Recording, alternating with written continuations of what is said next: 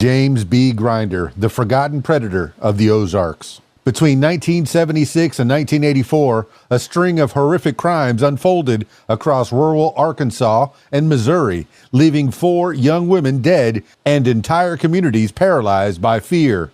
The man responsible, James B. Grinder, would not be unmasked until years later, when cold case breakthroughs revealed a chilling pattern of violence committed by a serial rapist and killer who had long escaped justice. Grinder's crimes, spanning nearly a decade, claimed the lives of 3 teenage girls in Arkansas and a young woman in Missouri, marking one of the region's most disturbing and underreported serial murder cases. The nightmare began in the late 1970s in small-town Arkansas. Over several years, 3 teenage girls, each abducted, SA'd, and murdered, vanished under circumstances that baffled local law enforcement. The attacks were brutal, the bodies often found in remote areas, and despite similarities in the cases, no arrests were made.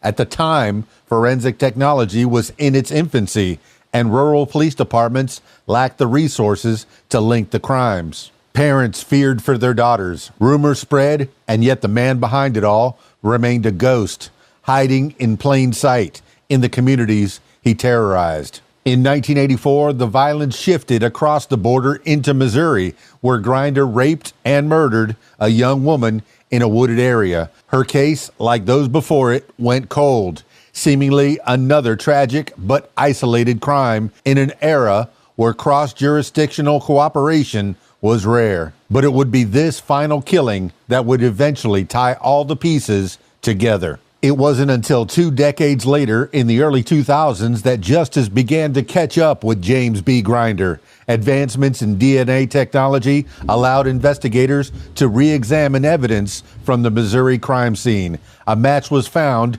in CODIS, C-O-D-I-S, the National DNA Database. James B. Grinder, a known offender, already serving time for unrelated charges. When questioned, Grinder gave a chilling confession, not only to the Missouri murder, but to the 3 Arkansas killings as well. His admissions revealed the work of a serial predator who had deliberately targeted vulnerable victims and used isolation and opportunity to commit his crimes with impunity. In 2005, Grinder was sentenced to death. The courtroom heard harrowing details of his crimes and the years of pain inflicted on the families of his victims. Many had waited decades for answers, only to be confronted with the devastating truth of what had happened to their daughters. Grinder showed little remorse. Prosecutors painted a picture of a calculated, cold-blooded killer who had evaded accountability for far